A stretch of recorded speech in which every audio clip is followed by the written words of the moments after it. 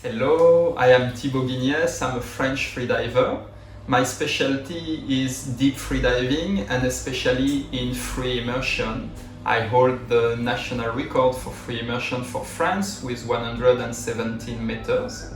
And today I'm going to share a few tips on my favorite discipline, the free immersion.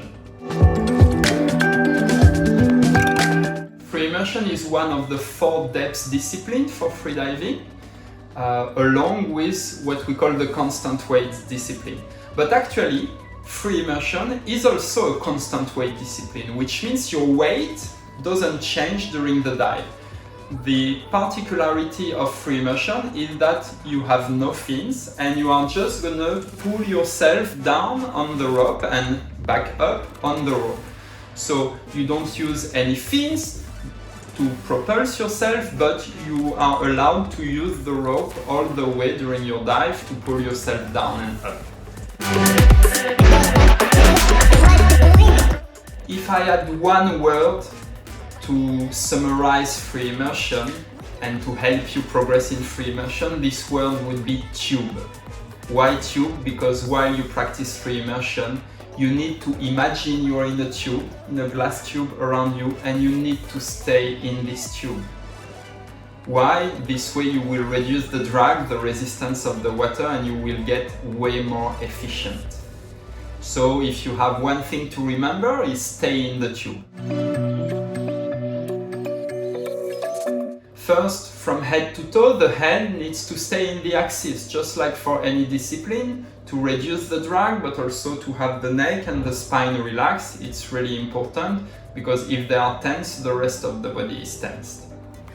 Now, the arms needs to stay in the tube as you pull on the rope. So instead of going on the side, you want to go in front of you, grab the rope as high as possible.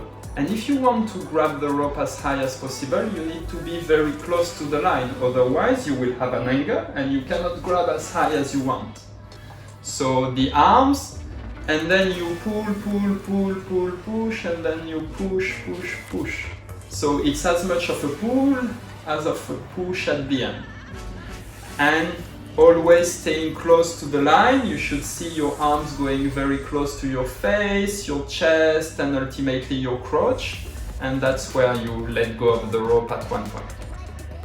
Now the hips, they should be slightly forward so that you keep your legs in check, because your legs needs to stay in the tube. If you stay too relaxed in the hips and in the legs, they are going to bounce around and get out of the tube, and then you are going to create a lot of resistance. So better to use a little bit of energy to keep your legs and your hips in check and stay in the tube. And finally, the ankle, because in free immersion you don't get to wear fins, so your ankles, same, if they are a bit too loose, they will create a lot of resistance in the water, and also that might mess up a bit your free fall. So the idea is to work on your ankle flexibility on a regular basis so that you can keep your legs straight or close to straight without using too much energy. But if you're not very flexible in the ankles, I would still suggest that you point them a little. It takes a bit of energy, but you gain so much efficiency and energy during your free fall or even during your pulls that it's definitely worth using a little bit of energy to keep them in check. We all learned to warm up in free immersion very slowly on the line. This is not free immersion, this is warm up. In free immersion, you should be able to get speed close to 1 meter per second. On my deep dives, I'm always 1 meter per second or even a bit faster. How do I achieve this? The first thing is to be naturally buoyant, quite shallow, like close to 10 meters. Usually we don't feel lactic acid in the arms as we come up, or if you do, just a little bit of gym, working on the triceps and the biceps, and you won't feel them anymore. So since you won't be limited by the strength in your arm, you can be a bit heavy compared with the other discipline. This way, that will help you having a very relaxed and fast way down. And even if you're heavy, keep pulling in a nice way with a lot of glide, at least till 30, if not 40 meters. Because, you know, free fall needs to be fast.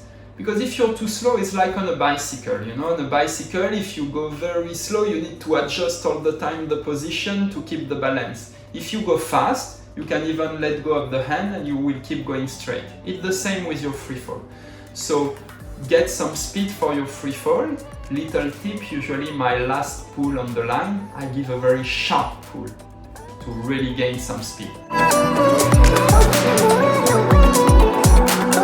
Another thing to go fast is to give rhythm on your way up, especially for deep dives.